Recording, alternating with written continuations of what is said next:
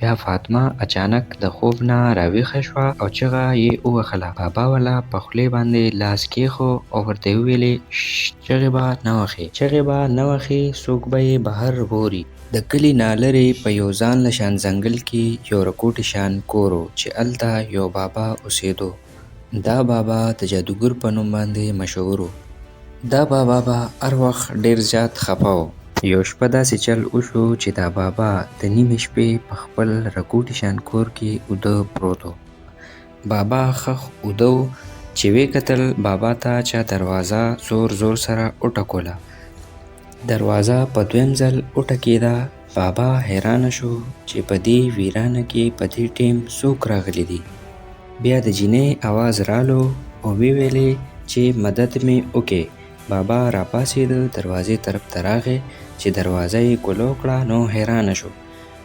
دوه خشته ځوانې جینکې مخامخ ولاړې وې. دغه جینکې دومره ښایسته وې چې د سپوږمۍ په شان په نظر راتلې. د یوې جینۍ نوم عایشه او د بلې نوم فاطمه و. بابا دې جینکو ته په کتو شو او ځان باندې کنټرول ونه کړی شو او یو شان یې ورته سم ډېر کتل. بابا دې جینکو ته ښه ډېر وخت کتو نه پس تپوس وکړو چې تاسو دواړه څوک یې؟ فاطمه ورته جواب کې ووی چې موږ ځنګل ته چکر له راغلي وو خو زموږ نه لاره غلطه شوې ده. د یو شپې دپاره که ته موږ له په خپل کور کې ځای راکې نو سحر وختي به موږ دې ځای نه لاړ شو.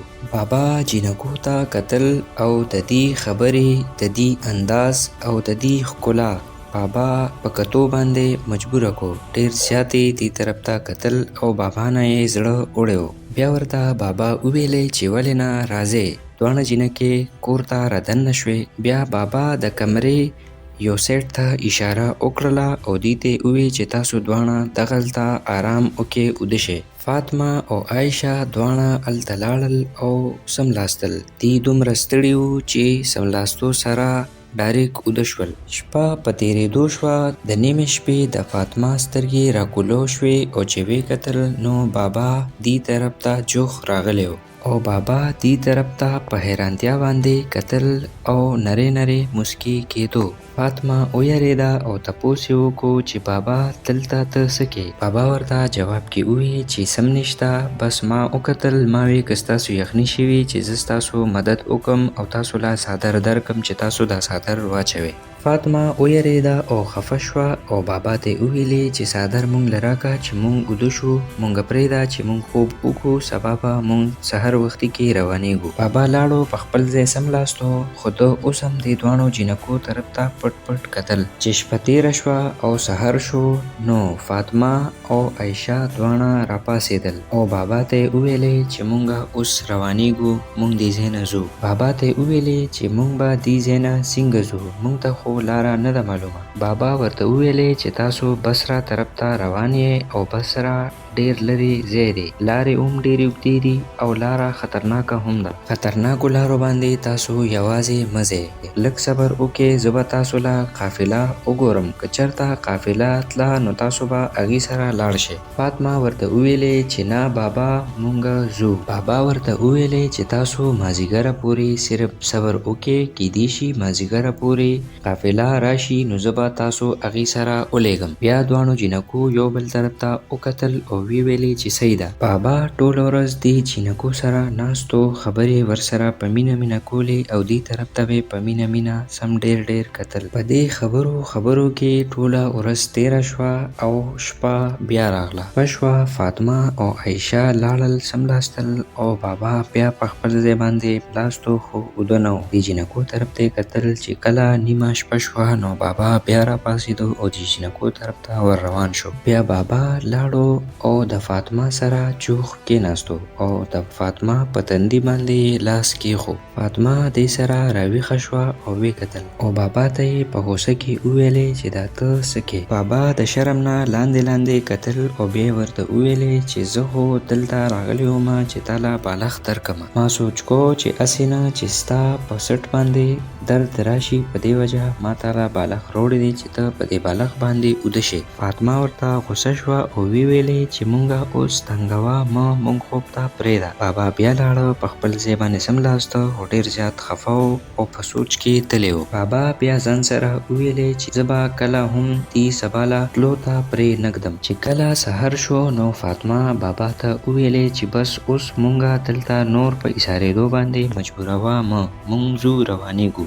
بابا ورته جواب کې وویلې چې په دومره ویرانه ځنګل کې به تاسو دواړه پیغلې جینکې څنګه سفر کوئ؟ دا ستاسو دپاره ډېر خطرناک دی. تاسو داسې چلو کې چې تاسو نن بیا ایسار شئ او سحر له به قافله راځي، قافلې سره به لاړ شئ. چې کله بابا د قافلې خبره وکړله نو دواړو جینکو یو بل طرف ته بیا وکتل او ویلې چې ایسارېدل پکار دي. بیا فاطمه د عایشې طرف ته وکتل او ویلې چې سحر به مونږ قافلې سره روان شو. دواړو وویلې چې سیده نن شپه به بیا ایسار شو. چې کله جادوګر بابا د دې دا خبرې واورېدلې نو خوشحاله شو او د خوشحالۍ نه په خندا شو. بابا ځان سره ویلې چې نن به زه د دې موقع نه فایده اخلم. جینکو خپل منځ کې خبرې کولې ټوله ورځ او بابا لرې ناستو د جینکو طرف ته یې ټوله ورځ کتل. بابا ټوله ورځ جینکو ته په تماشه او یو منټ دپاره یې هم خپل نظر اخوا دیخوا نه کړی شو. بیا ورو ورځ په ختمېدو شوه او شپه واپس راغله. دواړه جینکې بیا خپل دملاستې ځای ته لاړل او هلته سملاستل. اوس په دې شپه باندې دا دواړه جینکې خو سملاستلې خو دوی لا خوب نه ورتلو د یرې نه. بابا هم په خپل ځای ملاستو او د جینکو طرف ته یې بیا ډېر کتل. بابا جینکو طرف ته په مینه کتل او بیا د خپل ځای نه راپاڅېدو او بیا بابا د جینکو طرف ته را روان شو او بیا د عایشې طرف ته لاړو. چې ویې کتل د هغې سترګې پټې وې. بابا عایشې سره جوخ کېناستو. بابا عایشې له په ویښتو باندې لاس راکاږو خو بیا بابا ویرېده چې هسې نه چې دا د خوبه راپاسي. نو په دې وجه بابا د عایشې نه پاڅېده او د فاطمه طرف ته لاړو. فاطمه سره جوخ کېناستو او د فاطمه لاس یې په خپل لاسونو کې روچت کو او په مینه یې د هغې لاس طرف ته کتل او بیا یې د هغې مخ ته په مینه کتل. بیا فاطمه اچانک د خوب نه راویښه شوه او چغه یې ووهله. بابا وله په خولې باندې لاس کېښو او ورته وویلې چغې به نه وهې، څوک به یې بهر ګوري. بابا سلو د هغه ځای نه پاڅېدو او بیا خپل بسترې طرف ته روان شو. سملاستو اوده شو او فاطمه نه خوب وتښتېده او دې ځان سره سوچ کو چې دا بابا بار زما طرف ته ولې راځي. د ده ارادې ماته صحیح نه ښکاري. بیا ډېر په مشکله باندې چې کله شپه تېره شوه نو دا جینکې بابا طرف ته راغلې او بابا ته یې وویلې چې قافله به کله راځي. بیا بابا د جینکو طرف ته په مینه کتل او بیا ورته وویلې چې نه لا اوسه پورې قافله لا نه ده راغلې. یا فاطمه ویلې چې تا خو ویلې چې نن به قافله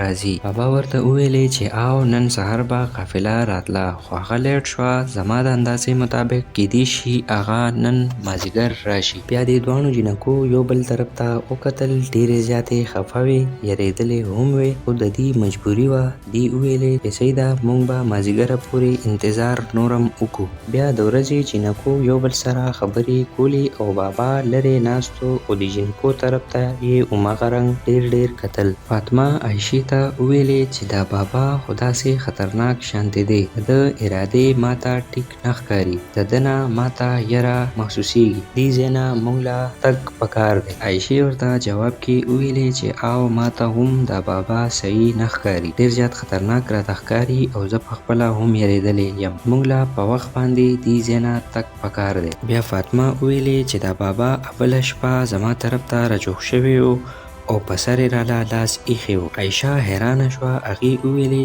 چې آو دې بابا خو ما سره هم داسې کار کړی و. بیا پې زه راویښه شومه نو بابا لاړو خپل ځای کې سملاستو. دوی دواړو یو بل ته وویلې چې بلې شپې ته به مونږ دلته بلکل نه ایسارېږو. دې ځای نه به مازدیګر روانېږو. بیا مازدیګر ټیم کې جینکې بابا طرف ته رالې او غوسه وې. ورته یې وویلې چې قافله اوسه پورې نه ده راغلې، قافله کو راځي او که نه راځي موږ دلته نه ایساریږو، موږ دې ځای نه روانېږو. بابا د جینکو طرف ته راجوخ شو او ویلې چې ګوره قافلې سره ډېر زیات سامان دی او هغې په مزه را روان دي، په دې وجه قافله لیټ شوې ده. سبا سحر پورې امید دی چې دلته به راورسي. نو تاسو داسې چل وکړئ چې دومره ډېر اسې هم ایسار شوی نو یو شپې ته بله هم ایسار شي. سبا له چې قافله راشي نو تاسو به ورسره روان شئ، لاړ به شئ. بیا عایشې وویلې چې نه بابا، قافله که راځي او که نه راځي موږ نور دلته نشو ایسارېدی، موږ دې ځای نه روانېږو. بابا دې طرف ته نور هم راجوخ شو او په مینه ورته وویلې چې ګوره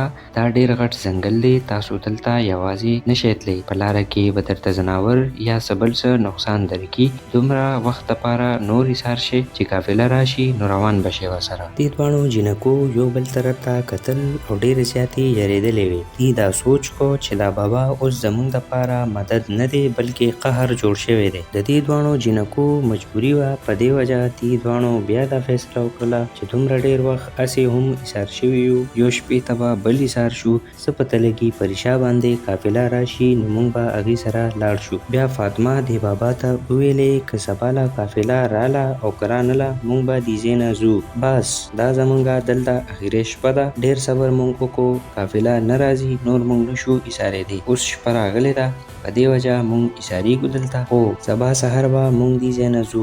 قافله راشي او که رانشي سبا سحر به موږ دې ځای نه ځو. بیا بابا مسکی شو او دې طرف ته یې وکتل چې صحیح ده یو بلې شپې ته پاتې شئ، سبا له به تاسو لاړ شئ.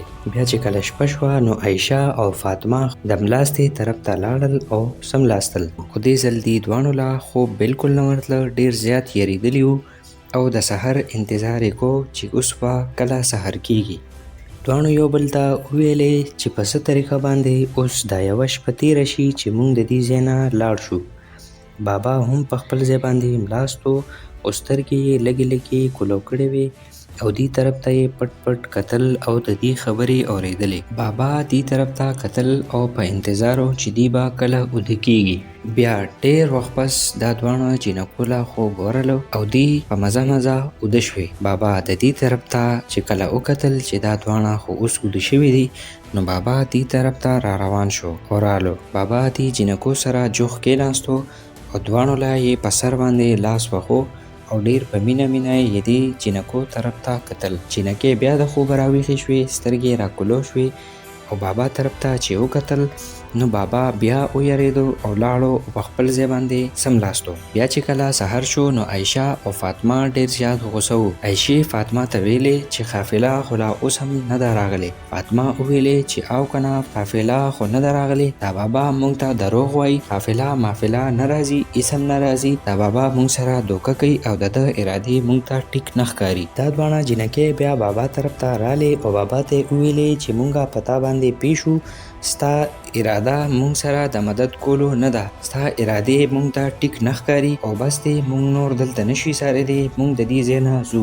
بیا عایشې د فاطمه لاس ونیولو او دروازې طرف ته روانې شولې او وی ویلې چې بس دی مونږ نه ایسارېږو، مونږ د دې ځای نه ځو. بابا چې دې ته وکتل نو بابا رالو او د دې مخې ته ودرېدو، ورته ویلې چې تاسو به دې ځای نه نه ځئ، تاسو لږ شان صبر وکړئ، زما خبره په غور سره واورئ. په دې ویرانه ځنګل کې ستاسو اواز اورېدو والا او ستاسو مدد کولو والا څوک هم نشته.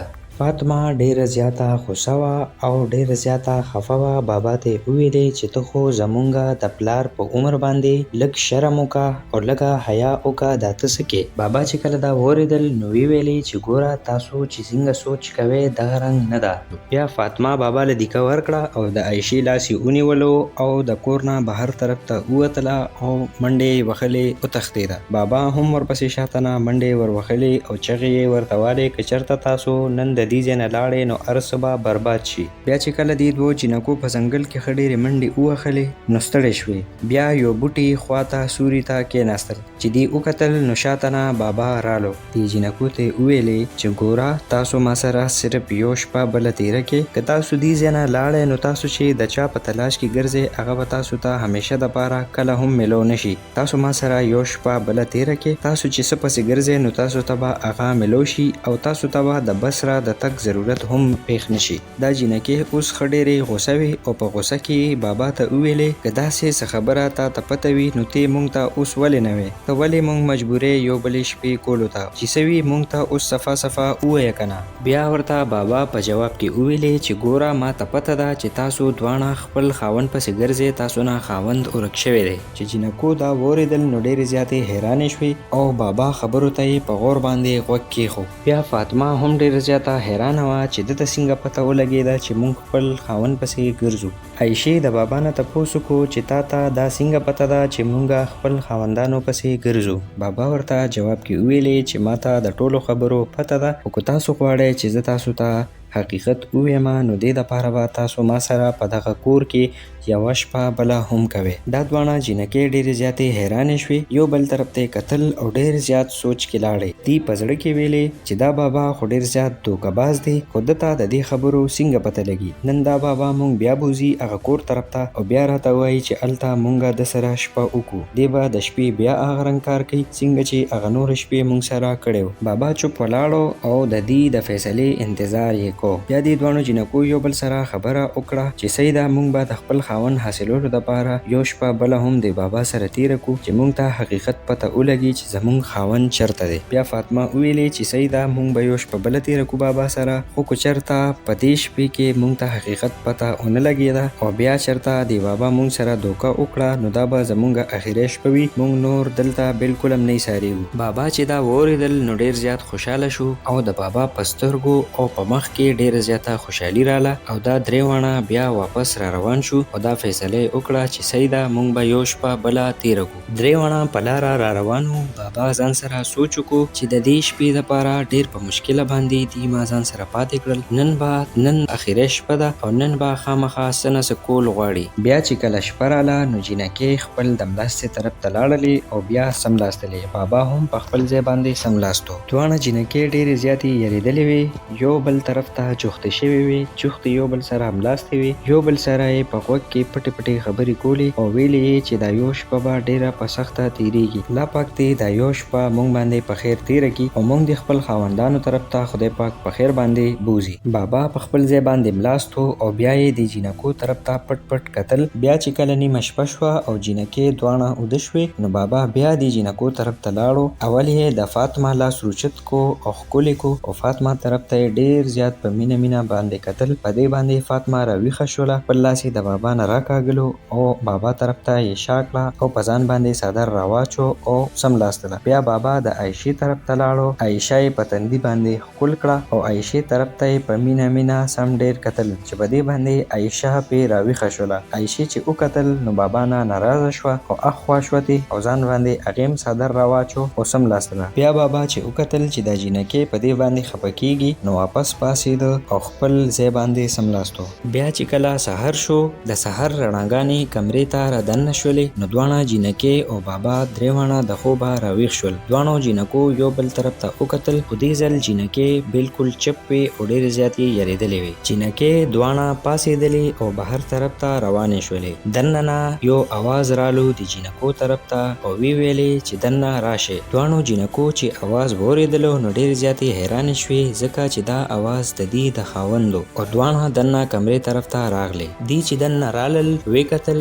نو په دغه کور کې بابا نه و او دغلته یو ځوان زلمی هلک ناست و. دې دواړو جینکو یو بل طرف ته وکتل او ډېرې زیاتې حیرانې شولې او ویلې چې دا ځوان زلمی هلک څوک دی. بیا دا دواړه جینکې د ځوان طرف ته را روانې شولې او دا سوچ کو چې مونږ دا ګورو چې دا ځوان څوک دی. دا جینکې ورو د ځوان طرف ته را جوختې شولې. د ځوان هغه طرف ته مخ و. جینکو د ځوان ته وویلې چې ای ځوانه ته څوک یې؟ ځوان چې کله د جینکو خبرې واورېدلې نو جینکو طرف ته یې رامخ کړه. بیا چې کله د جینکو د ځوان طرف ته وکتل نو د خولې نه یې چغې ووتلې او حیرانې شوې چې دا خو زمونږ خاوند دی. د دې دواړو د سترګو نه اوښکې را روانې شولې او ډېرې زیاتې خوشحاله وې او دې ویلې چې دا خو زمونږ خاوند دی، دلته دا د کمې را پیدا شو. بیا دواړه د ځوان طرف ته لاړل او دواړو خپل خاوند نه غاړه ورکړه او د خوشحالۍ نه په ژړا شول.